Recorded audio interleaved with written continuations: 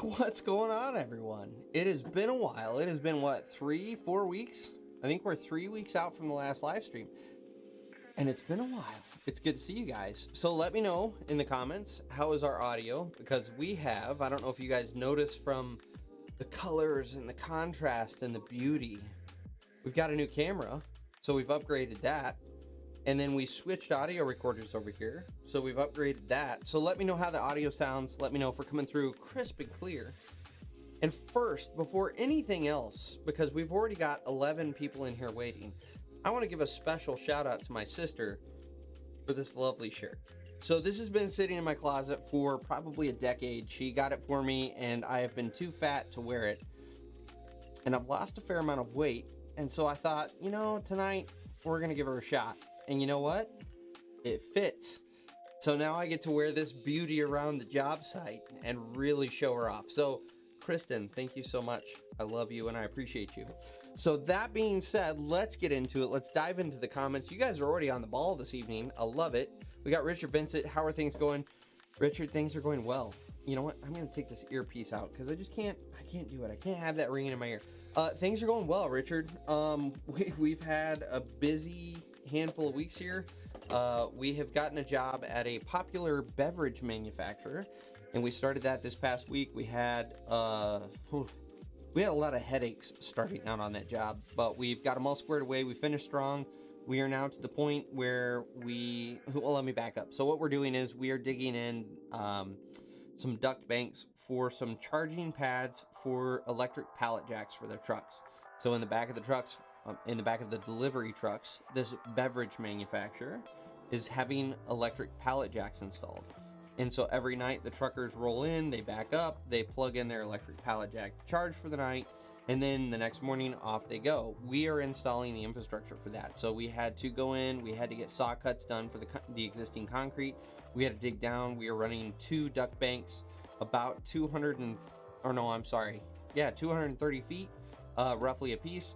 And they're installing the charging stations. We come back in, we backfill all the conduit, and then pour concrete back. So that's the job we're on right now. It's been an absolute cluster for the first day. We finished strong. Our portion is done. We're waiting for the electricians to wrap up, and then we come back in on the job. Unfortunately, because this is a very, very large beverage manufacturer, Shane says sound is a bit low, so we're gonna crank that just a hair. Let me pop that up just about there. Okay, let's see how that goes. Let me know if that's better, Shane. And so all that to say, we are at a point. I forgot what I was saying there. Because this is a large beverage manufacturer, we have not been allowed to film. So unfortunately, I can't show you anything of what we're doing, which is frustrating because we're using a breaker, we're using a hoe pack, we're switching hydraulic attachments on the Mini X. I mean, there's so many down and dirty opportunities with this job, and unfortunately I'm not allowed to film. So that is what I've been up to. Outside of that, for the past 3 weeks, it's been a ton of podcasts, getting caught up with Sweat and Grime. It's been getting caught up with Dealer Lowdown. If you don't follow either one of those, you absolutely should. So Sweat and Grime is based on the skilled trades. So you're in this channel, you're in the skilled trades, you should listen to Sweat and Grime because it's amazing. And then Dealer Lowdown is really focused more towards dealerships, although a ton of you guys have actually said you really like the platform, so check it out.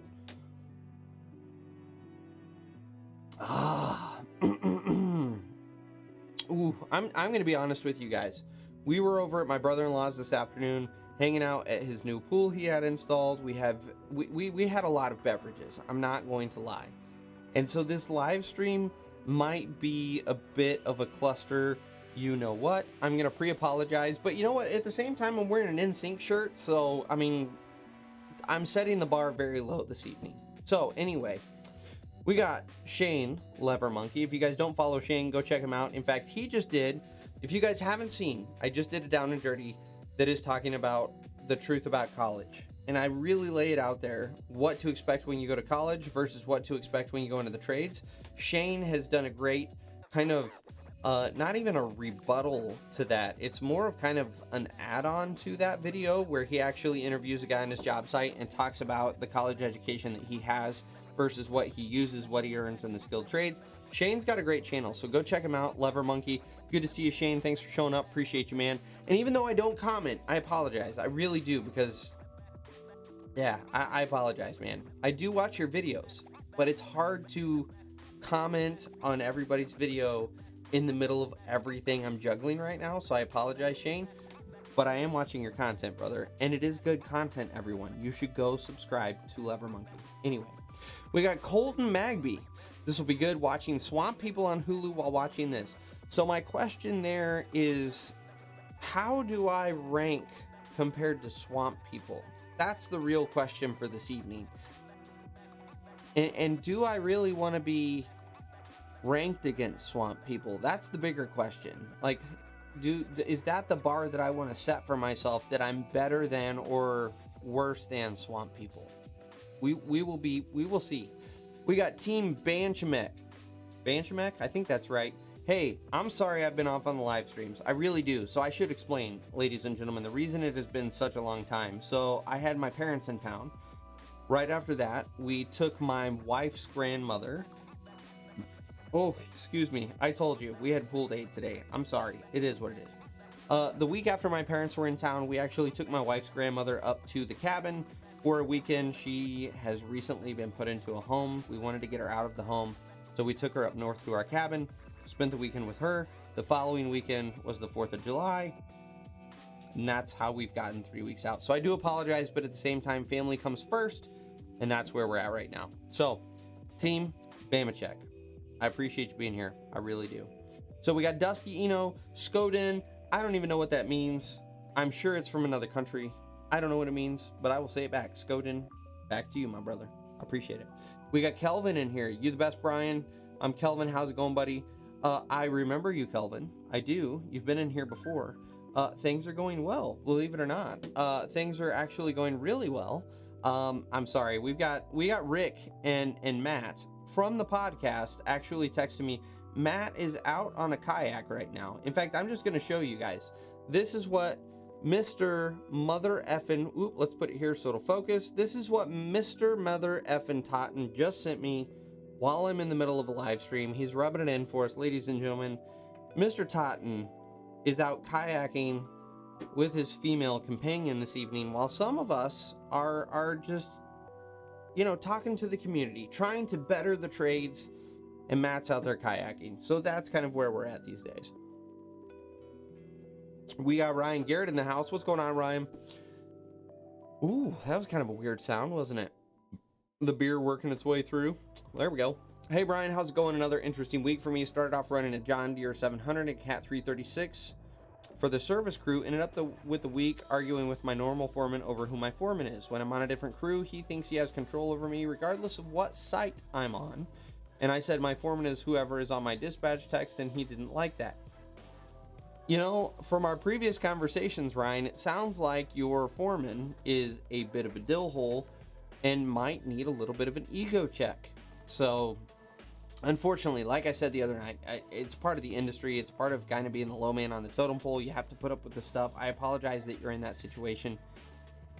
At some point, you're probably going to have to talk to the higher ups in the company, say, I'm not working for this guy anymore, and then send him a private text that gently, lovingly says, fuck off. So, you know, it is what it is. It is what it is. So anyway, Shane, it's the truth.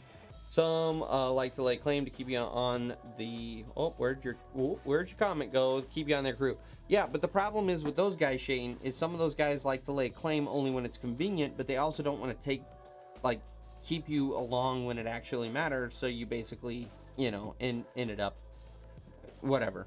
You know what I'm trying to say. Anyway, sometimes you just got to tell the foreman to F off and get bent. That's it. We got Ryan Wagner. What's going on, man? So I've decided to stick to operating heavy equipment because it's what I've always wanted to do, and it makes me happy. Good for you, my man. If there's anything we can do to help you out on your journey, absolutely don't hesitate to ask, and we will do what we can to help you out. Hey, Lever Monkey, I'm a subscriber to you too. That's good. That's awesome. Oh my goodness. Oof. Oh my goodness. I'm sorry, guys. You know what? We have literally spent the whole afternoon by the pool drinking beer. I mean, we're kind of getting what we get tonight, and I'm kind of unapologetic. I've drank myself to the point where we're no longer apologetic for what you get. So tonight you get burping and the NSYNC shirt, and I'm good with that. I don't know about you guys, but I'm totally good with that. So let's keep rolling here. Let's see here. Yep, he kept acting like without him, I don't have a career. So I told him point blank, I can work somewhere else if he'd prefer. That's the way to do it. Put him in his place. Stand up to him and say, I don't give a shit. I can go someplace else. I can work for anybody else. What are you going to do about it? So anyway, sound is a bit low. We already addressed that. Let's see here. Try to turn another. We need more elevation math. Be vigilant. Well, what specifically do you mean by elevation math? We can do, I mean, I don't have a notepad here, but we can absolutely do some trial run problems on elevation. Let me know what you're looking for specifically, and I can run upstairs. I can grab my notepad in about 30 seconds and we can get to it. So let me know. Aaron Moore, what do you operate? I operate anything and everything under the sun. I have done skid steers, excavators, dozers, loaders, scrapers. I've done the Hoodig, which if you don't know what a Hoodig is, you should go search Huddig, Hoodig. It's amazing. Let's see here. Broom tractors. I've run sweeper trucks. I've run vac trucks. Believe it or not. I have run... Man, what is some of the weird equipment that I have ran? I have run so many different machines. Concrete breakers. That's a whole different animal. If it has buttons, switches, or levers, I have run it. I've also flown planes. I have a CDL, so I've driven on-road trucks. I've driven off-road trucks. I've driven rollers. I'm an operator to the core. If it moves, I will figure out a way to operate it, and that is the truth. Let's see here. Colton Magby. Ranking this kind of stuff is for dumbasses. I don't know what you mean by ranking there. I don't remember what... I don't know what that was referencing when you talk about ranking. Anyway, Zenon Watts, what's going on? Good to see you. I'm trading a tree job for cash and an old Polaris Explorer. Nice. I'm excited. Going to do the job Tuesday and Wednesday, so I get to play with it Wednesday morning. That's the way to go. Sometimes, there's nothing wrong in this industry, and we don't talk about it enough. There's nothing wrong in this industry with doing a little bartering. Sometimes that's the way to go. So that's good. That's right. So Brandon Culpepper texted me this afternoon and said he couldn't wait to hear my slutty voice, to which I thought he may have misspelled my sultry voice, only to find out that he actually did mean my slutty voice. So here's my slutty voice. And yes, I'm slurring a little bit because I've been drinking all afternoon, because that's how we roll on a weekend. In the trades, baby. Unless there's a pic of Cotton's girl she's made up. What are we talking about with Cotton's girl? My goodness, am I missing something? I have live chat turned on, and I don't have any history of this girl we're speaking of, but now I'm intrigued. Anyway, comparing the discussion of heavy equipment to the reality of gator hunting is impossible. Agreed. How do you compare apples to gator oranges is my question on that one. I agree, it is impossible. And so as long as we have an understanding that we are two very divergent things, that there is this and there is whatever the F you said you were watching, swamp people. As long as we know that there is this and there are swamp people and they're not together or really in comparison, we're in good shape. We're going to do all right here. Ryan, yep, I've been talking quite a bit with the service crew foreman, and I get along with him really well now that I've worked for him, so he knows what I can do. That's how you move up in this world. In all honesty, I worked for a shitty foreman for, I think a year and a half before I finally got on with another crew. It was a similar situation. They shuffled me over for a day just to, I think it was a couple days, to see how I do. I did really well. He put me in the loader, bitched at me until I figured out I was a decent loader operator, and then he ended up keeping me, and I was with him for like 2.5 years. So that's really just how you move up in the industry. So Burp and Brian, all part of the show. That's right, Shane. You know the show, and Burp and Brian is what you get. I'm sorry. I apologize. Normal foreman is also the kind of foreman that insists on doing something a certain way regardless of what other options are, but throws you under the bus immediately when the plan fails. Yeah, you have a classic Dick Foreman, Ryan. Unfortunately, you have drawn the short straw, and you are dealing with a grade A Dick Foreman. And what do you do with a grade A Dick Foreman? Well, you tell said Dick Foreman to shove it. And you go work for a non-Dick Foreman, which it sounds like you're finding. And I wish you the best, my brother. I do. What's going on, Jackson? It is good to see you, sir. Be vigilant. Grades converted to feet and inches. Okay. So, man, you're going to make me think, and I've been drinking all afternoon. This is going to be dangerous. I'm going to tell you right now, this is a dangerous, dangerous road to go down right now. I'm going to be right back, 30 seconds max. I'm going to run upstairs and get my notepad so that we can do a little scratch math. I'll be right back.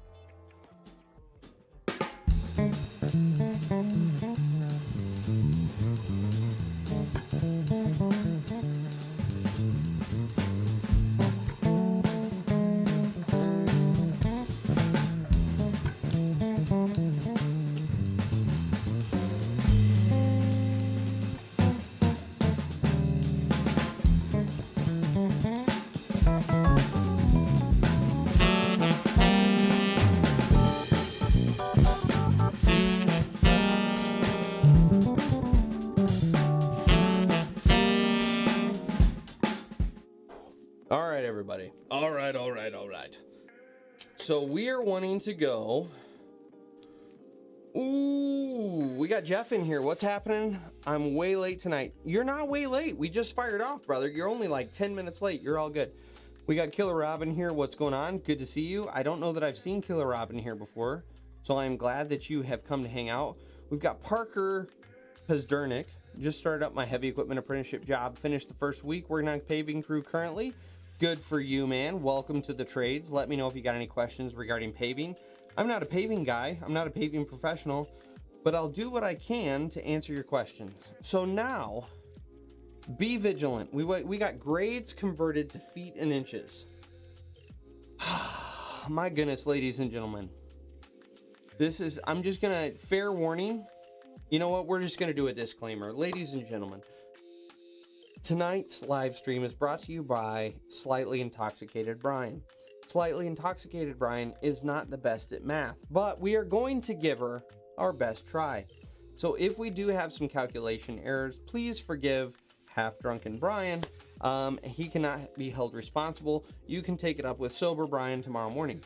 Now, that being said, we're going to convert 121.85 feet to feet and inches. So just so you guys are aware, what do I have on here?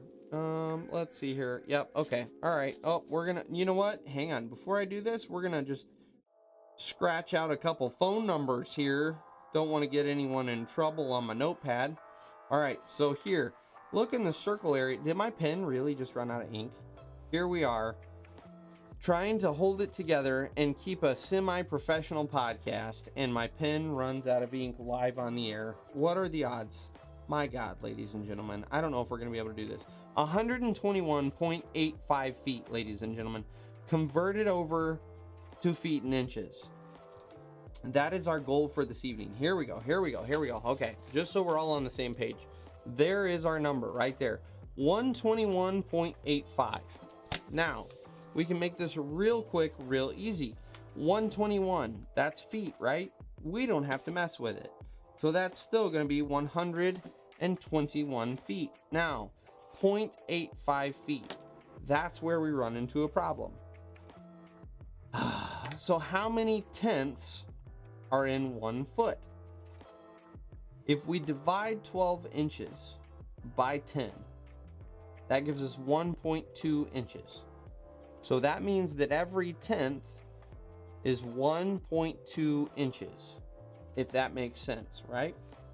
So what we're going to do is we are going to multiply 1.2 inches times 0.85.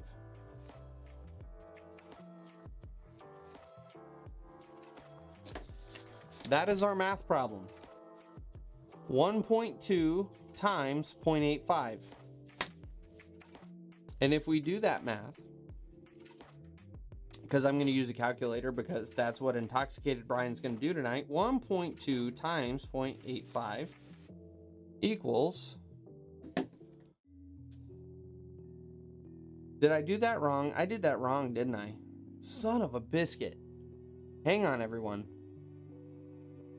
This is what happens when Intoxicated Brian tries to take on math. Holy crap. I think I totally just smoked my brain just now. Okay, hang on a second here. So 1/10 is 1.2 inches. Yeah, that's right. 1.2 times 0.85. Did I do that right? 1.02. That's 1.02. But that's not right. You know what? We're not going to do this tonight. I'm just going to call it for what it is. We are too far gone to attempt this math this evening. And I apologize, ladies and gentlemen. It's not going to happen. It is absolutely not going to happen because Brian may have had too many beers this evening. So we're just going to bail out of this and we're going to go back to the comments and we're going to pretend nothing happened.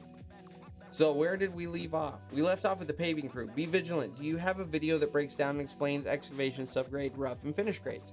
Okay, that one I can answer. So, woohoo! All right, we're having a good time. All right, so here we go. Subgrade. You take your finish grade, whatever it's going to be, and you strip it all the way down.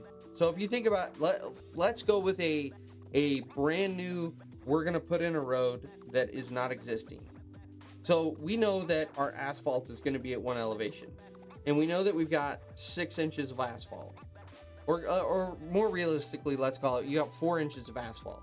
And then we know underneath that we've got 10 inches of stone, and under that we've got 1.5 feet of sand.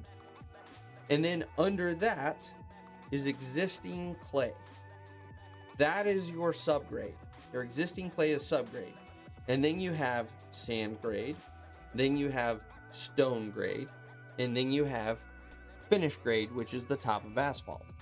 So that breaks those down. Now, when you talk about finish grade can apply to any one of those grades. So let's go back to our subgrade in this circumstance, which is clay grade. If I have cut clay grade down, or subgrade, you will have that. Subgrade kind of stands for anything that is below finish grade, if you will.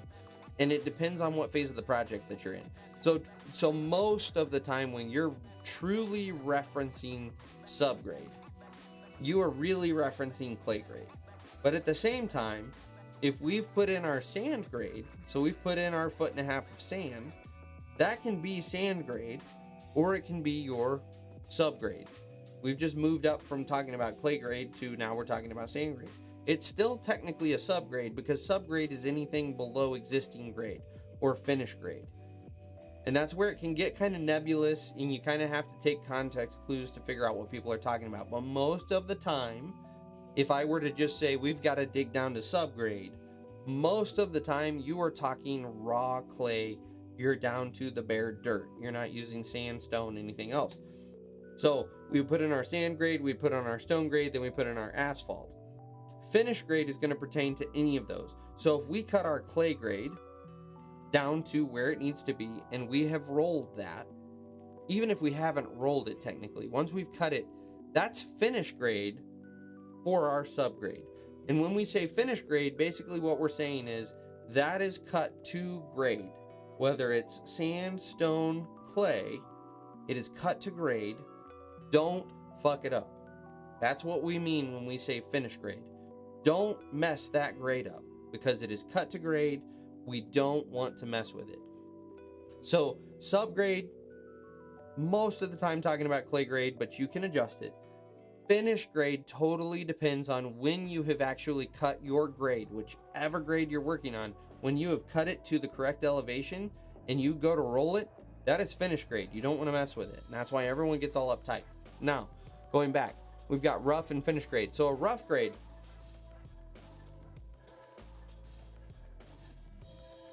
so when we talk about rough grade is when you literally rough something in.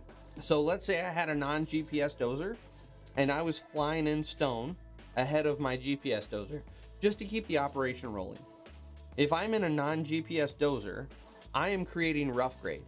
I'm pretty close. I'm probably within a 10th or so, but it's not exact. It's not to finish grade. Oh, there's Drunken Brian. Woo, my goodness. Anyway, so if I'm within a 10th or so, I've rough graded it. So it's not inaccurate. It's not totally rough. It's not the Wild West out there. I've got it pretty dialed in, but I'm not to grade yet. And so it's not finished grade. It's rough grade. And then when that GPS dozer comes through, or a non-GPS dozer, but you've got a grade checker, and you come through and you make sure that you're hitting all of your elevation points, now you've gone from it being rough grade to finished grade. So I hope that kind of clarifies the difference there. So anyway, let's see here. We've got Shane Parker. You'll learn to hate paving. Good luck. That's right. Paving is hot and it smells and it's a ton of work, and yeah, no thank you. We got Zenon. Other than chasing a raccoon on foot from my chickens yesterday, it's been a boring week. Yes, raccoons can run quick. I saw a bobcat, by the way, today. Like, out of nowhere, we were driving down the road, and this bobcat just saunters across the road like it's nothing. And it was not a small bobcat. This was probably the size of a boxer dog. Like, it was a good-sized bobcat. And we're just all sitting there going, was that a bobcat? I'm pretty sure that was a bobcat. So, anyway, that was pretty awesome. Do the math now. I'm behind a grill and can't follow with you. Good deal, be vigilant, because the math ain't happening now, because Drunken Brian, his brain's not functioning at the level that can process higher level math. And so we're going to have to wait until Sober Brian shows up next week. Because, yeah, that's what happens when you hang by the pool all day. And then try to do a live stream. Oh, we got Andrew Ruggiero. There we go. Sorry. By the way, do we have a game plan and come up with talking points before the podcast, or are we just fixing to wing it? Andrew, if there's one thing you should know about Sweat and Grime, we wing it every time. Because if you plan for that stuff, you leave all the fun stuff behind. So we get on there and we literally just BS and chat with each other. So yeah, we're winging it. Be vigilant. Nah, let's do it later. Thank God, be vigilant. We are going to do it later. There's a reason why his whole crew asked for a transfer last year, and we've already lost 2 guys this year. Yeah, Ryan, that goes back to that conversation we had. Yes. You've got an a-hole foreman. You're putting in your time like we all had to, working for a jackass of a foreman who shouldn't be in that foreman position, but he got promoted up the chain, and now everybody's just having to deal with it. So, unfortunately, just bite your tongue. Really try to get in good with this current foreman and hope that you can switch crews and you don't have to look back. That's really the way you got to look at it. So, let's see here. You know what, Zenon? I made it back in time, so you better not be unsubscribed, mother effer. Boom. Yeah, that's right. Oh, I just saw in the chat, Lever Monkey donated $4. Thank you, ladies and gentlemen. Shane, my man, coming through with $4. Thank you so much for the contribution. I do appreciate it. Yeah, totally threw me off track. Now Drunken Brian has got to figure out where he's at in the comments. So now you guys should donate just to throw Drunken Brian off, because it's going to take me a second.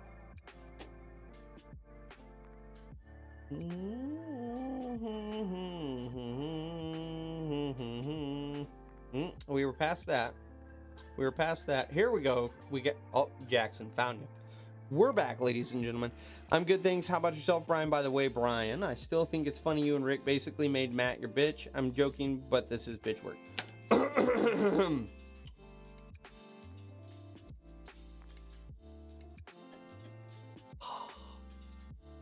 The life-giving water of Coors Light. Now, back to Jackson. It is bitch work, Jackson, but at the same time, I was thinking about it after your comment on Instagram. Matt is the embodiment of a tradesman, and I'll tell you why. Matt has been in the building trades industry. He has been a superintendent in the building trades industry, but he recognizes that he is green and knows absolutely nothing about excavating. Rather than coming on the job and expecting to get the cushy operator job or the cushy truck driver's job, Matt has happily grabbed the broom and the shovel and the come along and done whatever is asked of him with enthusiasm as he learns the process of what Rick and I are doing. And yes, I agree, it is bitch work to an extent. But first of all, the work's got to be done, which means Rick and I would be doing it for one another if Matt wasn't there. But secondly, more importantly, Matt is coming onto the job site in full recognition that he doesn't know what we're doing, and he's learning. There's Drunken Brian. I apologize. It really takes away from like the officialness of what I'm saying when I burp in the middle of it and talk about being drunk, doesn't it? But anyway, I digress. But it is awesome, and I actually really respect that about Matt, is he has never once complained about having to be on the end of a shovel. He's never complained about being on the broom. And yet this is a guy that was making probably, I don't know, he's never told me his actual salary, but I would guess he was making 100 plus grand a year as a superintendent on those big building trades jobs.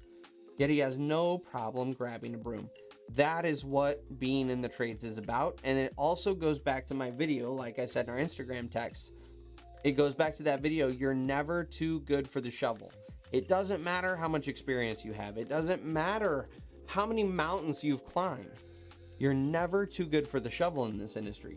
You should absolutely be willing to get out of the machine and get on that shovel if need be. Now, all this to say, Jackson, I know that you are not suggesting that Matt is above the shovel, but I do think it's a really valuable lesson for other people listening and tuning in that haven't really heard the channel before. That's such a good lesson about the trades. You're never too good for that bottom tier job. If you're an electrician, you better be pulling wire, doing whatever you need to do. If you're going to be a plumber, you better be ready to get in there elbow deep in a shit pipe. It's just part of being in the trades. You're never above those grunt level jobs. It's nice to get away from them, but when the time comes and the time calls for it, it's good to be willing to jump back in that hole and do whatever it takes. So, Colton, if I get into the industry, I'll bring a few different shovels and possibly a Kubota mini excavator. So I'm ready to show the boss person that I have the work ethic and reliability they're looking for. You know what? Leave your Kubota at home, bring your shovel, bring some work ethic, and you're good to go, man. You don't have to... Bringing your own machine is not required in this industry.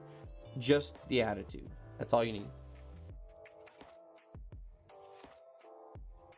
Colton, the mini will only happen if I can afford to rent it at the time. Don't even bother. You don't need it. You're good if you show up with a shovel and an attitude ready to work.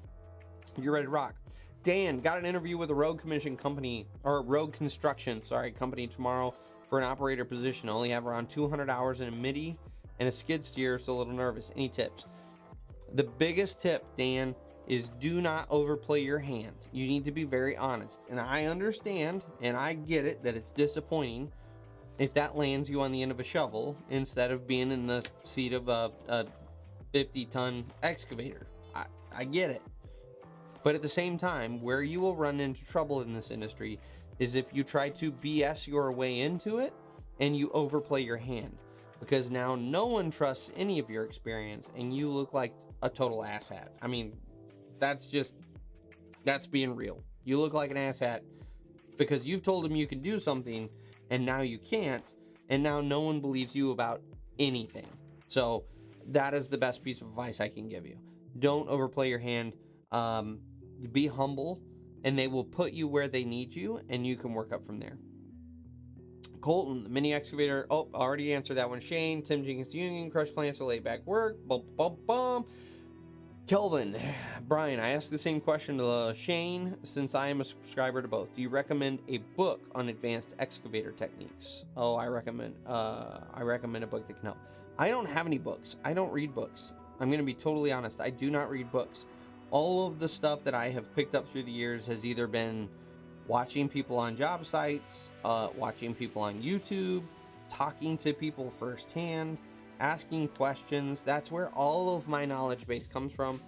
I mean, we're talking about a skill set that involves visual demonstrations. I can't write out in a book how you should properly load the bucket of a skid steer or an excavator. Like, I have to show you that visually so that you can understand what's going on with the machine, when you should curl your bucket, what you should do, and when you should do it. That's not something that I can just kind of write down. And so I can't imagine that a book is going to be overly helpful in this. So I apologize for not being more helpful on that. But in all honesty, this is such a visual industry. YouTube is going to be your best bet. Go find a handful of really solid operators out there. Go follow those guys and watch what they're doing. Shane is a great example, and that's why I consistently reference him on this channel. Shane doesn't just operate and let you watch over his shoulder. Shane talks about what he's doing. He explains why he's going about it the way that he is. He explains what the soil consistency is, and that's why he's able to, you know, trench at a steeper slope than a 1-to-1. I mean, he goes through why he has a trench box here and why they're using shoring here instead of a traditional trench box, and he walks you through that so you understand it. And that's why when I say go follow some really good YouTubers, don't just follow guys that operate. Go follow guys that operate and talk about why they're doing things, and they take the time to teach you why they are doing the things that they're doing. Oh, Ryan, yes, 100%. You almost got to see Drunk Math with Brian until Drunk Brian realized he couldn't do Drunk Brian math, and now he's backed out, and now it's just watch Drunk Brian. There you go. That's where we're at. Let's see here. We've got here Brandon. I love Drunk Math with Brian. Yeah, Drunk Math with Brian. I said it right. Drunk Math with Brian. It was a total failure, wasn't it? Didn't last long at all. Since I'm always learning, I watch a lot of videos of Brian and Lever Monkey and other YouTubers, but my favorite YouTuber is Diesel and Iron. Lever Monkey is super good too. Kelvin, I appreciate it, brother. I really do. There are a ton of good YouTubers out there. I am just one of many. I am one of many, in all honesty. Oh, let's see here. Yes, exactly. Be vigilant. Intoxicated Brian is not going to help you on your math homework at all. We gave her the old college try, and then, you know what? The dots aren't connecting.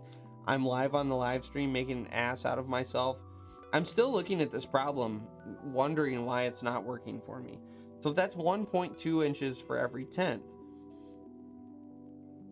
Oh, that's why. That's why. I think I've got it figured out, ladies and gentlemen. I think I've got it figured out. It's 1.2 inches. Here we go. Drunk Brian just figured it out. So my problem is, let's see here. So right here is my problem. See, that's 0.85, which is 85 hundredths. In reality, it's 1.2 inches to every 10th, right? We actually have 8 tenths. That was nasty. My goodness.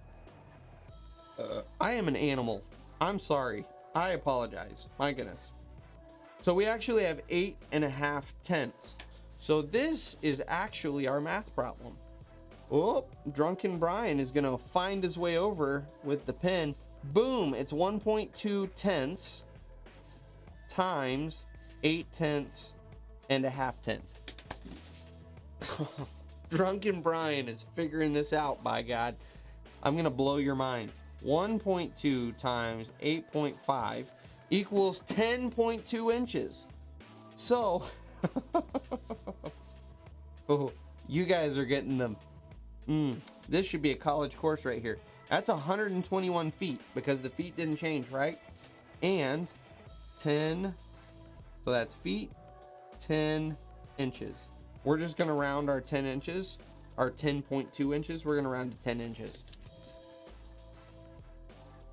So there, because Drunken Brian is just all over here with the math, there is your answer. 121 feet and 10 inches is the equivalent to 121.85 feet. Boom, I just blew your minds, totally nailed it. Let's move on with life. Brian, in his drunken state, is still able to dig a basement to within a couple feet of accuracy. What more do you want from Drunken Brian? I ask you that. Oh, bam, baby. Bam. All right. It's been a minute since I've done conversion math, but you lost me right off the start. 1.2 times 8.5 equals 10.2. Boom. And Colton, you know, had I just scrolled down, I would have saved myself all of the drunken like figuring that was going on. Colton just confirmed that Drunken Brian does know how to do math. There you go. There you go. Hey, that was rough. That was brutal, ladies and gentlemen. Should we try to go the other way? Should Drunken Brian try to go the other way? I don't know. Who knows what the evening will hold. Jackson, why am I wearing an NSYNC shirt? No. Jackson, all of the bands, Metallica, Slayer, Iron Maiden, Pantera, those are not boy bands. Those are heavy metal bands. This is a boy band. This is where my man Jay Timberlake got his start. And the reason I'm wearing this is because my sweet sister bought this shirt for me, and I was too fat to wear it for so long that I just now found it in the back of my closet. And I mean, why would you not want, like, Jackson, seriously, why would you not want to wear this shirt? This is a badass shirt.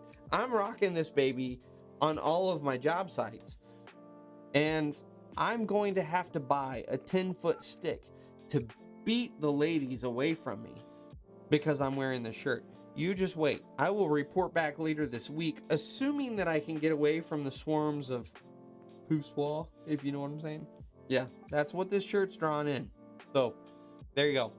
Brandon, are you supposed to be swearing, or does Drunk Brian not care? Drunk Brian doesn't give two shits, Brandon. That's kind of where we're at tonight, is Drunk Brian's... We're off the rails here, ladies and gentlemen. Who knows what's going to happen? It might be Diesel and Iron and OnlyFans merch tonight. I'm just saying, we've been drinking by the pool all day with my brother-in-law.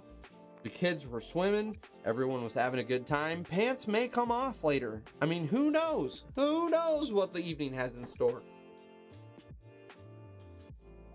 But Brandon, keep your skirt on, because it hasn't happened yet. So we'll see what happens. Politically correct Brian left the chat 4 beers ago. 100%, Ryan. You were 100%. I did not shoot the bobcat. Jackson, sweet Jesus. I love nature. Why would I shoot the bobcat? It was a beautiful animal that also caught me totally off guard. We got Desiree Hayden. Hello and welcome. Welcome to the live stream. I apologize for the unprofessionalism that I am giving you this evening, because I've been drinking all day. Because it was a pool day. Yeah. 10-4 on Nick's in the mini excavator. Yeah, Colton, in all honesty, that is talking to you brutally, frankly. If you showed up with a mini excavator, you get laughed out of the job. If you show up with your shovel, though, people will absolutely take that seriously, and they will understand it for what you're trying to do. So 100%, just show up with the shovel, show up with the willingness to work. You don't need the mini excavator. That will turn into more of a joke than it will actually be beneficial to you. So, but I do love the spirit, my man. I legitimately love the spirit. So, let's see here. Colton, glad I helped with the math lesson. Mistakes happen, and I picked up on where he was going with it. Yeah, see, Colton, that's the beauty of the trades. We all just have each other's back, right? Oh my gosh. There you go. Let's see here. I keep my roll in my truck just in case for, what are we talking? There was toilet paper in there somewhere. I think that's referencing. Anyway, Drunk Math with Brian was only a fail if you look at it as an educational segment. I can't even freaking talk tonight, guys. My God. Yes, it was educational though. We brought it back in the end, and it went from being a funny segment to an educational segment very quickly. So, I mean, Drunken Brian, maybe I'll just create a curriculum that is Drunken Brian teaching, and we'll just put my machine in a really big field where I can't kill anyone and I can't screw up any buildings, and then Drunken Brian will teach you how to run heavy equipment. And I bet OSHA would certify that course in a heartbeat. I'm pretty sure. Yeah. Anyway. Kelvin, I thank you all for your help, and just seeing you post a video gives me great joy. Wouldn't trade you for any YouTuber. What you said about not watching YouTubers just to watch it, you're right. I appreciate that, Kelvin. Yeah, Lever Monkey's a great one too. There's a lot of really good YouTubers out there that do a good job of kind of demonstrating and teaching. Another great one is Frank, Diggin' OK. So his actual YouTube handle is Digging, Diggin OK. And Frank is a backhoe man. We always give him shit for running a backhoe, but at the same time, he is one of the best operators I've seen out there. And he talks about why he does things the way that he does. He talks about how he's able to keep that hole so tidy. Oh, yes, I'm aware of the pun. He does a phenomenal job of actually walking you through instead of just throwing it out there why he does it. He really takes time to educate. There are a ton of good YouTubers if you spend some time looking for them. So sadly, the segment of math would cost about $500 in college and $1,000 in university. 100%. Yet here I am giving this to you guys for the low price of $4, because that is what Shane paid on your behalf to get this education. And it comes with a Coors Light. Except that the college professor is the only one drinking. There you go. Although that's the beauty of this sort of schooling, is we can actually all be drinking. For as far as I know, you guys are all drinking on your end of the camera, so we can all have some drunken math fun. I don't know. Maybe we should do a couple more examples and I can see how bad I can screw it up as Drunk Brian.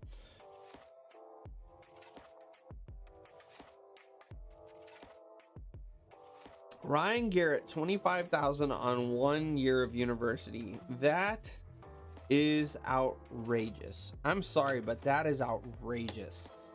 Although I think back on it, I spent, well, no, you definitely got bent over the barrel, because I was about 10 grand a year, because I did 6 years and I was 60 grand in debt.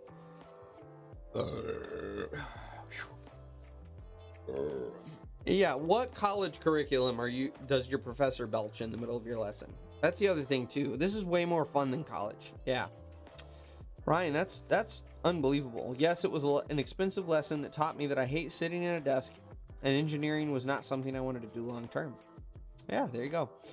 I also started in engineering, switched over to business, finished my business degree, found out I hated it, got into construction, and here I am being drunk and belching on YouTube for $4. Brought to you by Shane, the lever monkey. Yes, let's see here. We got lycanthrope leader. I don't even know what lycanthrope is, but you are here almost on time. We actually started almost an hour ago. We've only got about a half hour left, because we are going to wrap up just a hair early, because Drunken Brian needs to get to bed at a reasonable hour this evening so that he can wake up in a non-drunken state and operate some machines tomorrow at the beverage facility. We'll see.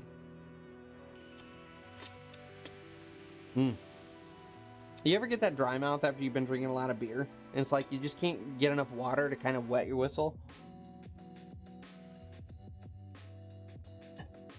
That's better. Much better. All right, put your machine in a field where you can't kill anyone. That's it, Ryan. When you're drunk, that's what you have to do. Colton, but theoretically, when the mechanic does his job, the machine should have AC too. Well, I'm not drinking right now. Good. Yep. Screw the beer. Where's the whiskey shot? I don't have any whiskey. I actually would have had whiskey in here this evening, but I ran out earlier this week. And on the way home from the brother-in-law's, I did not have time to stop for some more whiskey. So unfortunately, we are stuck with the old Blue Mountains here. We'll take another hit, because why not?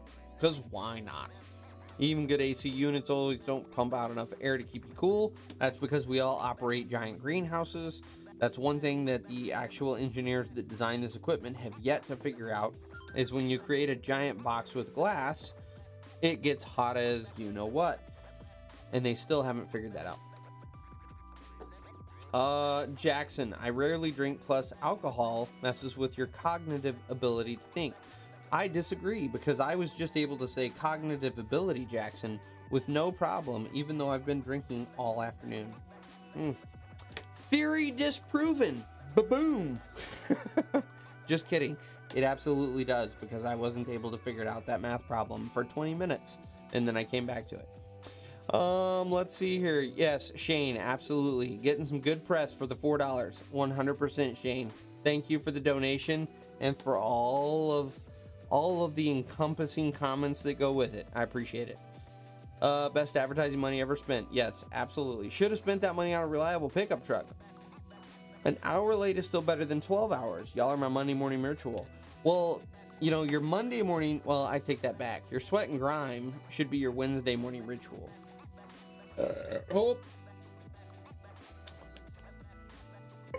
Oh, there it is. Okay, we're good. We're good. We got it all out. Sweat and Grime? What's Sweat and Grime, you say? It's only the hottest podcast coming to the skilled trades, ladies and gentlemen. Brought to you by myself, Rick Valco, and Matt Motherfluffin' Totten. Yeah, that's Sweat and Grime. And that should be your Wednesday morning routine. But I'm good with this being your Monday morning routine. In fact, this is what inspired the podcast. Because you guys kept saying, oh yeah, I'll watch for 10 minutes and then I'll listen to the rest in my cab on Monday. And so I went, well, if everyone's already using it like a podcast, why don't we just make a podcast? And that is where Sweat and Grime was born. Let's see here. Question, what is the difference between a smooth roller and a sheep's foot roller, and what are the applications meant for? So a smooth drum roller is exactly what it sounds like. It is a smooth drum. So if you were to turn this beer can sideways, if it were not full of beer, that is what a smooth drum roller looks like. A sheep's foot roller is the one that looks like you took this and had a bunch of those dimples sticking out of the top of it. A smooth drum roller is going to be for stone, sand, and asphalt. So everyone's gonna throw a fit. Hang on. All right, let me back up. A single drum smooth roller. So you have a smooth drum roller that is a single drum, and it has two wheels in the back. Those are traditionally meant for sand, stone, anything where you need a smooth finish, but it's not asphalt. There is a double drum roller. That's where you've got a beer can in the front and you have a beer can in the back. In fact, I'll do you one better. That is a double drum roller, and it is a smooth drum roller. Come on, focus there, camera. Focus. There it is. That is a smooth drum double drum roller. Come on now. Focus. There it is. Smooth drum double drum roller, because it has two drums. Two drums, and they are both smooth. On a single drum roller, you would only have the single drum in the front and you'd have two rubber tires in the back. Those are going to be for dirt applications. So you can use it in clay, sand, stone. Most of the time, those are going to be reserved for stone and sand. Clay is kind of its own animal, because clay, as any of us know that are experienced with it, it's very squishy. And so it's hard to actually get compaction, because as you're rolling over it, it's kind of mushing like Play-Doh. It's really hard to get clay to actually compact and compress, because it wants to squeeze out.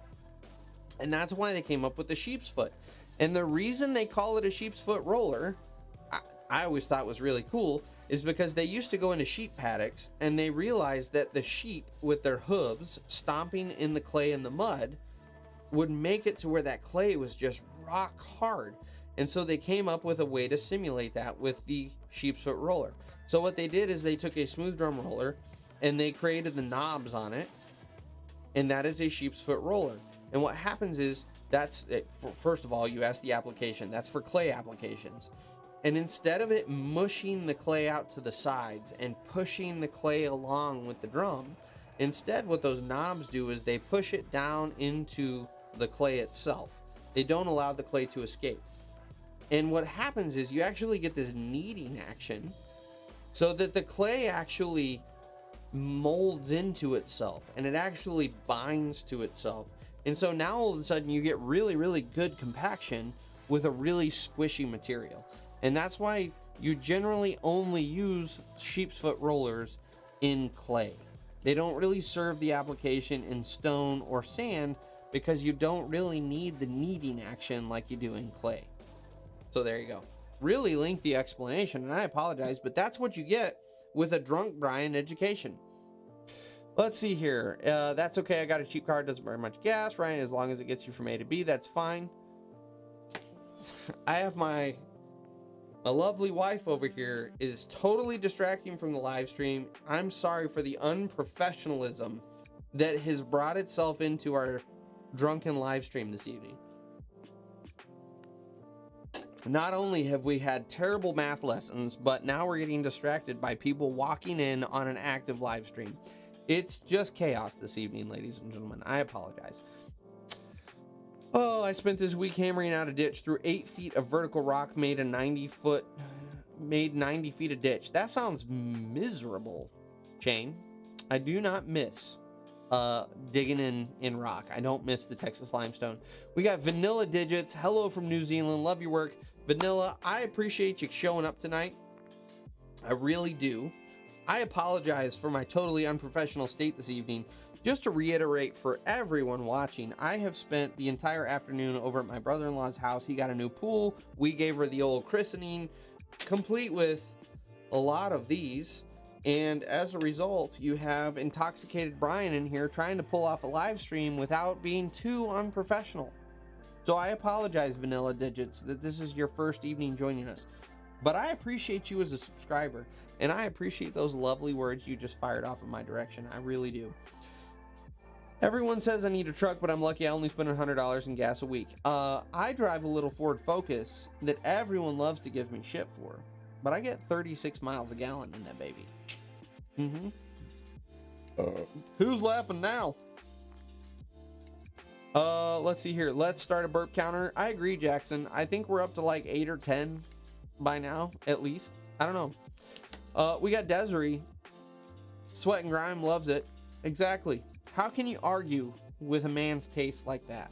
He loves it, ladies and gentlemen, because it's badass. And we've actually done like 3 or 4 really stellar episodes in the last couple weeks, so you should definitely listen. Vanilla, have you any experience with working surface miners? I have some experience with the cold planers, the mills, the asphalt mills, if you will. I've also had a little bit of experience. I'm assuming when you say surface miners, you're talking about the reclaimers or the pulverizers, or there's so many names for them. I have very, very, very limited experience with working specifically.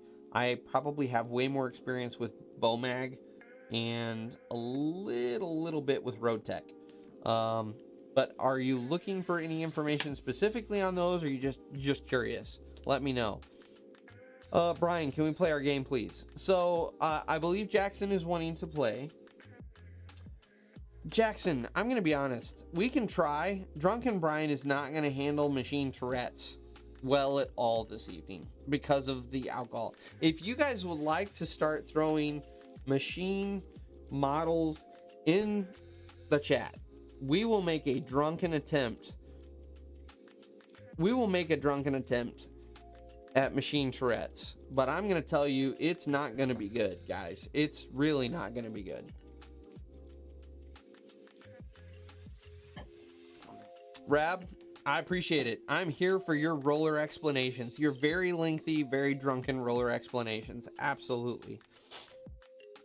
Is she flashing you?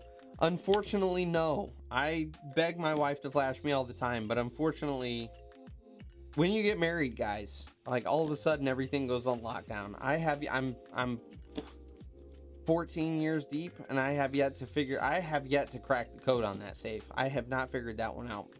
Anyway, gas up here was $2.05 a liter, which will convert for Drunken Brian to $7.70. Sweet Jesus, $7.75 a gallon. My God, I think we're sitting at.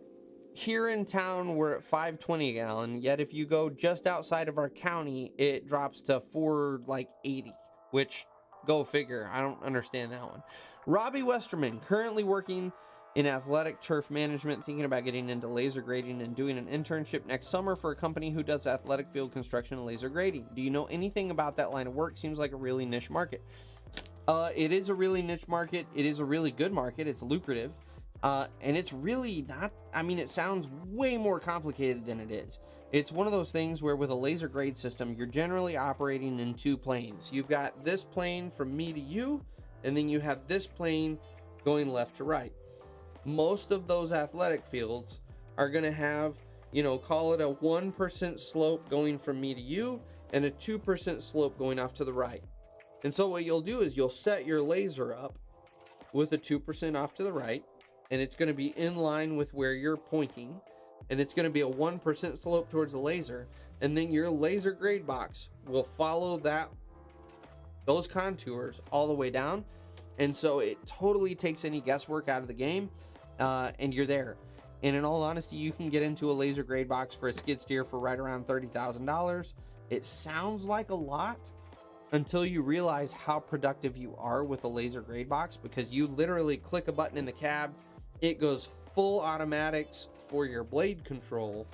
All you do is drive forward. It's like a GPS system on a dozer, except it's hyper accurate, and you get an absolutely unbelievable finish. It's really, really good money in those jobs. It is a very niche market. That's the problem with those, is you have to have some pretty good ins that you can sustain that business model, because the problem is you may get 2 or 3 of those fields a year. What are you doing for the rest of the year to kind of cover your nut? Versus if you can have a job that's popping, you know, once or twice a month, you're getting one of those jobs. Now you've really got a sustainable business model. So you just got to figure that one out. Oh, sweet Jesus, you guys actually did it. Oh God, this is going to be bad. Ugh. All right, machine Tourette's, here we go. And Jackson, sweet Jesus, you are killing me with your effing backpack blowers that have model numbers that are so effing long. So we got a Cat 140H, we got an Echo PB 9010 T 79.9 cc 2-cycle backpack blower, we got a Case 580B, we got a John Deere 310 SL, we got a Cat 333, we got a Cat 336, we got a John Deere 700, we got a, oh, that's John Deere 870G. We got a John Deere 329E. We got a Case 416. We got a Still BR 600, 238 mile an hour, 677 cubic feet per minute gas backpack leaf blower. We got a Cat 745 John Deere 950K. We got a Cat 930. Nope, that's a 390. Ladies and gentlemen, that's a 390. We got a Hyundai 210. We got $1097 of gas in Finland per liter, because we are totally out of options for our equipment.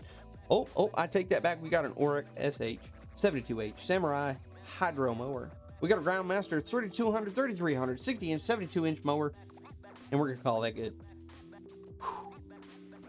I hope I did justice to equipment Tourette's, because that's all you get. I'm sorry, guys. That's all you get. 6MWS. What even is that? Be vigilant. What even is that? That's... I don't even know. Anyway, Colton, you enjoy Swamp People, my man, and you let us know how that episode ends, goddammit, because you can't leave us all hanging with the Swamp People. So enjoy your evening. We're going to go back up to vanilla digits. Yeah, that's the one we use at our lime quarry to mill the rock before it goes through our plant. Just wondering if they get used much for rock. In other quarries, our lime rock is very hard on it.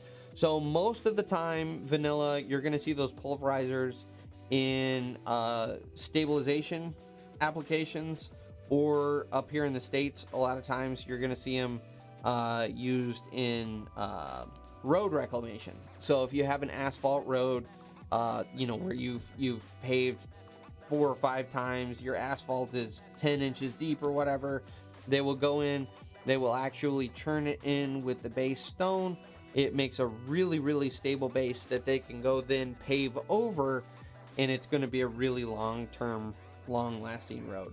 So that is that's the primary application. But there's still, down in the South, you do see a lot of them.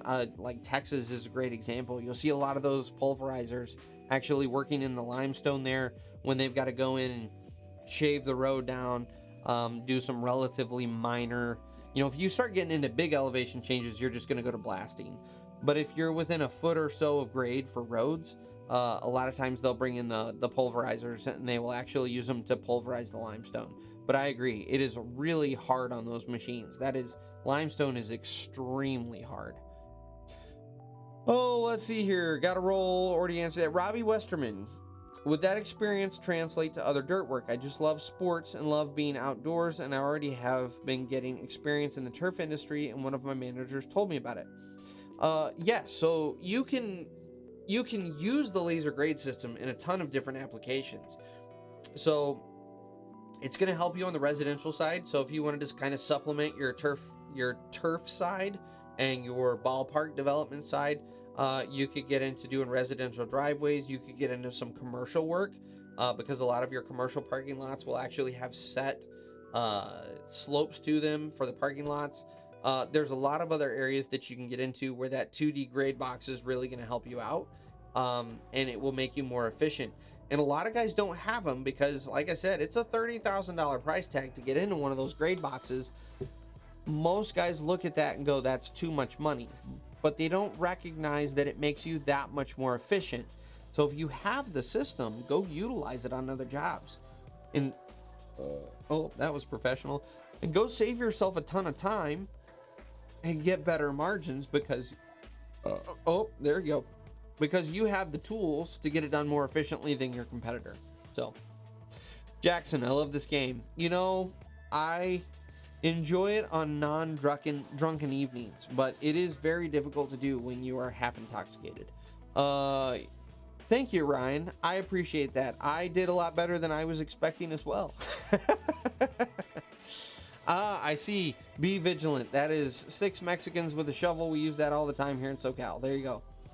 Thank you, Jackson. Thank you very much. I do appreciate that.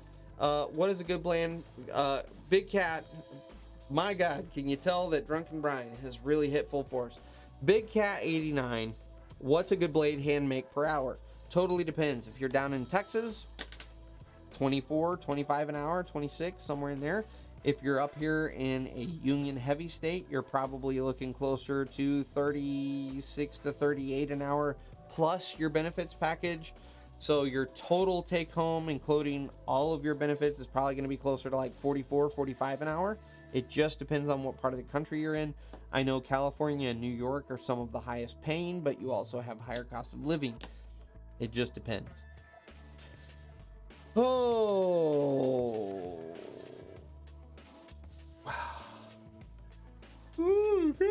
Oh my gosh. Man, you know, we're kind of getting to that point in the alcohol spectrum where I'm starting to get sleepy. So here's what we're going to do. 15 minutes. I know we're a little early. It's not that early, guys. We're going to wrap this up in about 10 to 15 minutes. That's just how it's going to be. Because Drunken Brian's going to go nap for a little bit.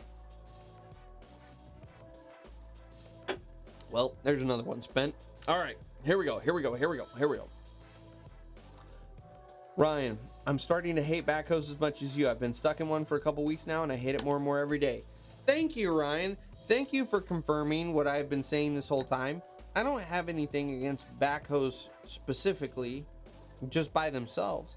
But when you spend months and months and months on end bouncing around in a backhoe and having to deal with the freaking boom being in your way and having to deal with outriggers and all the BS, backhoes start to suck ass.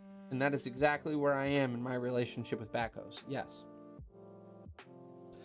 I have no idea what Vanilla just said. Oh, excellent. Thank you. It's a prick of a machine to drive. In what sense? Because I feel like from an operational standpoint, they're not too terrible. Kind of once you figure out where all the buttons and switches are and what they do, they're not horrendous. I will say they are boring as hell, and I would not want to spend all day running one. So I will agree with you if that's what you mean. Central US Big Cat. Yeah, I would say you're probably looking around 24, 26 an hour, because I'm assuming if you say Central US, you're probably in that Oklahoma, Kansas, Nebraska area. Not a strong union presence. So you're probably not going to be making the wages that you would in other states. Andrew, enjoy your evening, sir. I appreciate you being here. Yeah, there you go. California, $56 an hour. And it's because it's California. So it's basically you're making $13 an hour in everywhere else if you were to convert it, because it's California. So Tommy Dealey, thoughts on union versus non-union? I know I'm gonna catch some flack, but if you were just getting into the industry, I strongly advise everyone go non-union first. And the only reason I say this is because the union's gonna put you in a seat of a machine first. If your entire goal is just to get into the seat of a machine, go union.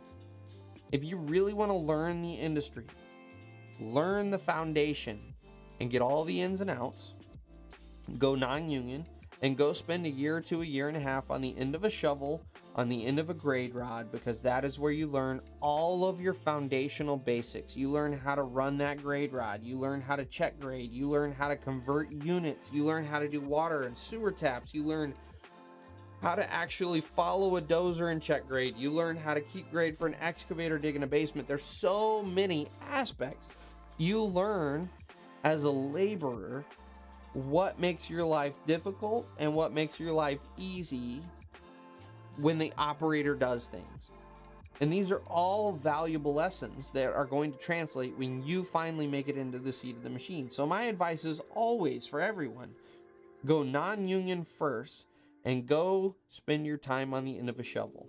Call it your college education, if you will, for the trades. That's where you need to just put in your time, suck it up and do it. And then when you have learned all of those skills and you've learned how to operate some equipment, within a year or two, go apply into the union. And then you get your wage increase, but you have far more knowledge than you would have had you just gone straight into the union. That's the only reason I recommend people doing it that way. At the end of the day, you're going to make better wages in the union. That's just a fact of the matter. The union does offer better wages. So I do encourage people, once you kind of learn the ins and outs of the industry, you get your foundation, go work for the union. But my biggest beef with the union is they just don't do a good enough job with the foundational basics for me to recommend you go that route right off the get-go. So, oh, that was lovely, wasn't it? Ooh. All right, here we go. Let's see here. Jackson, is it true pretty much everyone in Texas owns a gun? Yes. 100% yes. Yes. Texas loves their guns. All but the California transplants. Yes. So basically Austin. So everything outside of Austin, everybody owns a gun. Within Austin, it's just all of the actual Texans and the hillbillies and rednecks. All of the Californians don't. And the homeless people. So there you go. Brandon, that has nothing to do with it getting all over me. Okay, here you go. Here's a topic of discussion. I do pee sitting down, and here's why. I think it's absolute bullshit, ladies and gentlemen, that females should be the only ones comfortable while they pee. There it is. It's comfortable to sit down. I would far rather sit down and take a load off than stand there and try to aim, especially, let's be honest, gentlemen, we all know what we're talking about with the post-sex forked pee. Yeah, you tried to aim into the toilet bowl after sex. When you have a stream shooting this way and a stream shooting this way magically, and maybe there's that third stream that might take off somewhere, and who the hell knows where that's going. I don't even have to fool with any of that anymore, because now, in the comfort of my own home, I will lift that toilet seat and I will sit myself down and I'll have a nice think about life as I pee comfortably, and I don't have to worry about the aiming. I don't have to worry about the stream over here. I can just relax and let the water free flow, and life is good. And I don't see a need to be ashamed about that. And that's what I have to say to you, Brandon Culpepper, Mr. Fishnet Man, Mr. Pink Thong. I do not feel that you are in a position to cast stones here. And that's all I'm going to say. All right, let's see here. Let's go back up here.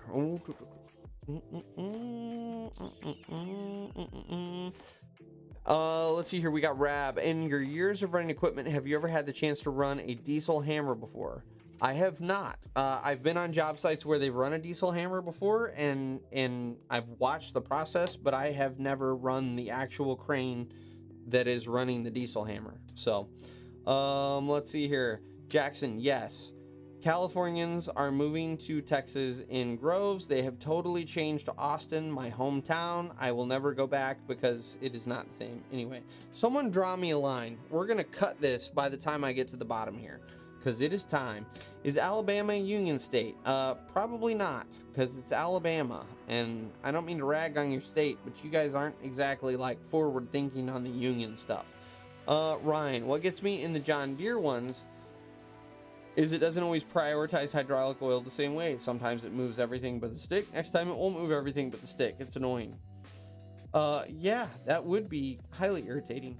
Hey, be vigilant. Thanks for hanging out. I appreciate you, man. What's going on? Nick Santa Maria, ladies and gentlemen. He has graciously blessed us with his presence after who knows how long. My goodness, Nick. It has been a long time, my brother. It's good to see you. How are things up in the Great White North? We got Robbie Westerman. I just had no idea because I recently moved from Florida. I don't know what Robbie is referencing there. Jeff Haney, sorry late to the party.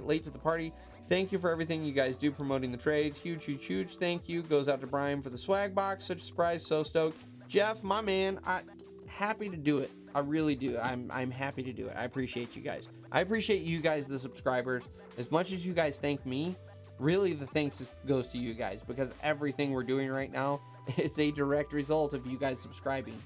Otherwise, I would just be a depressing middle-aged man in his basement talking to a camera with really fancy lights in front of him. So you guys make it happen. So genuinely, I do appreciate it, Jeff. Let's see here. Thanks for input. Big Cat, you're welcome. Vanilla Digis, great advice. Look forward to your next vid. Enjoy your beers. Thank you, sir. I appreciate it. I really do. I have been enjoying my beers all day, which is how we got ourselves into this position. Let's see here. Ryan, unfortunately, I'm doing piecework, so I never get a rhythm. Yeah, it just takes time. Jackson, Brian, so my parents just got our house repainted on the outside, and my parents were so nice to the people that we were painting the house. They ordered pizza and offered soda. So Jackson, I just want to say, I think it's really nice when people offer hospitality and refreshments whenever there's work being done. Like I've tipped before, we've had soda. Absolutely. I'm right there with you. My family always did that. Whenever we would hire any sort of labor work done, we would go out and get pizza and soda. And that always stuck out to me. It's more the recognition that you've got some guys that are out there working their asses off to make your house better. There's a lot of people that aren't in the trades that just really don't care, and they don't really acknowledge the work that goes into that. And so it was always really awesome to me that my parents did that as well. I love it. I love it that your parents do that. And we're in the trades. I mean, all of us are here, including yourself, Jackson. We're in the trades. And so now we really acknowledge, yeah, you're out there sweating your ass off. You're working. And for the homeowner to do something as small and simple as bring you some pizza and some soda or some pizza and beer, like, that's huge. It goes a long way. So good on your parents. That's awesome that they do that. You like that Deere 350P and the 624L I sent you? I did, Nick. Nick's been sending me some badass equipment, by the way. Nick got himself a new job. What was that? Early spring? And then Nick got too good for us, to the point that he hasn't been in here at all, except for the, like, quick pop in like a celebrity, like one of the gentlemen on my shirt here. He's just like, oh, what's going on? All right, we'll see you guys later, because I'm so awesome with my new job. And that's Nick. This is the same Nick that got me to drink Pink Whitney on this show. I mean, like, come on, man. Come on. But he does send me some pretty badass pictures, so I won't hold it against him too hard. Let's see here. Jeff, I'm buying you and the guys dinner, trades, talk, and pizza and beers. That's beautiful. Beautiful. Do I use a pee pad? I don't use a pee pad. I don't need to, because I have the luxury of going and sitting down in a used Porta-John that has turd dust all over the lid. Like, yeah, that's great. I love every second. My God, now it's really taken off in here, even though I had you guys draw a line. Sweet Jesus, draw me another set of lines. We'll make it to the another set of lines, everyone. We're shutting her down after the second set of lines. God dang it, everyone. Been drinking all day. I just want to go sleep it off, and here you guys are all chatting it up.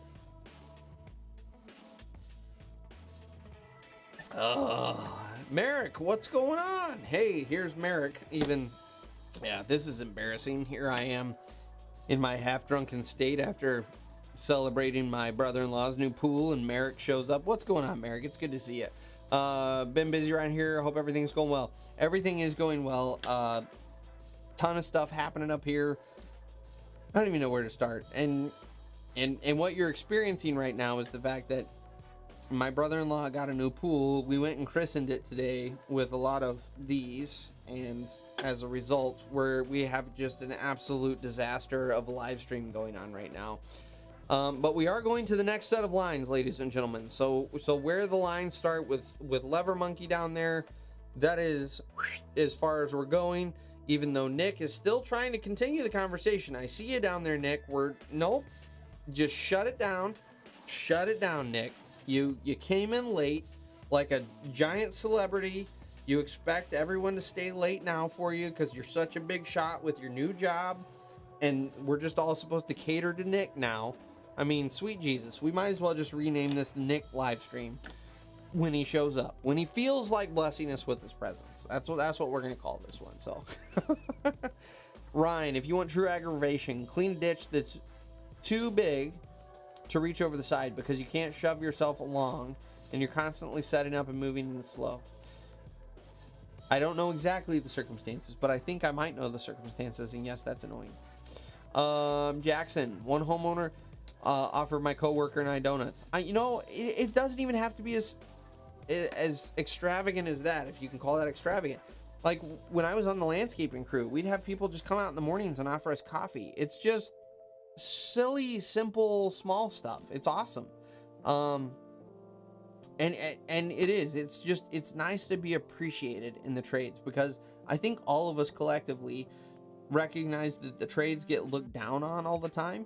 And it's just nice to have someone kind of recognize, hey, you guys are out here working your asses off and you're doing a really good job, and I appreciate you. That goes a long way. So, Chapter Master Vermilion. Woo, do you prefer to operate dozers or excavators?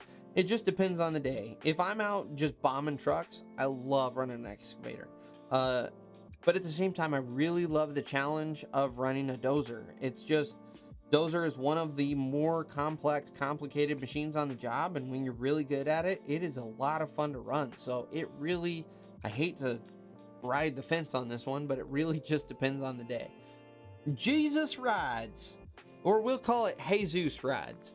How do you feel about the rumors of a recession? Should we be worried as heavy equipment operators stick to residential jobs or commercial? That's a great question. That's actually a phenomenal question. I would say yes, we should be worried. There are a lot of indicators that are kind of happening right now that point to us having a pretty significant slowdown in the economy. I don't think it's going to be like a 2008 type of recession. I don't think we're going to go that deep. I think there's going to be a pretty good slowdown though. And I think one of the first areas of the industry that's going to slow down is going to be residential work. If you think about it, who are the first people to pull back whenever there's any uncertainty? It's homeowners. You know, your commercial projects, you've got a lot of money moving, you've got a lot of due diligence, and the project's kind of got momentum by the time we get in on it. Versus with homeowners, you get a call out of the blue and you're like, hey, I need you to do this patio for me, or hey, I need you to dig this pool for me, or hey, I need you to re-landscape this for me. It's all, for the most part, or I need you to build a new house for me. All of those things on the residential side, they're relatively quick to pop up. They're relatively quick to put the kibosh on. And homeowners are the ones that really hurt the quickest when the economy slows down. So I think you're going to see commercial work stay relatively steady. It's going to slow down, but not nearly to the extent that the residential market is. And the reason I say that is you've got the Fed raising interest rates. We've still got the Russia-Ukraine crisis going on. You've got fuel through the roof right now, which not only means that I'm paying more as a homeowner to drive to work, but you've also got the aspect that you as a contractor are now charging a premium because you have to cover your fuel bill. And so all of those homeowner residential projects are the ones that get canceled first. So residential work, I think, is going to dry up pretty well over the next 6 to 10 months as we slow down. I think commercial work is going to slow down, but it's still going to continue to go. And then I think your heavy civil work is going to continue to clip along pretty well, because at the end of the day, we just passed the infrastructure bill. There is a ton of federal funding going into infrastructure projects. So your civil side, your heavy civil side, is going to be clipping along pretty well still. That's just my 2 cents. Please don't take that as gospel. I am guessing and speculating just like you guys are, but through all of my contacts in the industry, that's kind of what I've gathered. So I hope that helps you out. Let's see here. On the pipe crew now, living the dream. Oh, Nick Santamaria is on a pipe crew even. Anyway, there we go. Let's see here. Oh, we got a couple more comments. I apologize, everyone. I apologize. I actually really enjoyed running a bulldozer for the first time. I have to do that. Dozers are fun. There's no getting around it. Dozers are fun. We got Riley Garrett.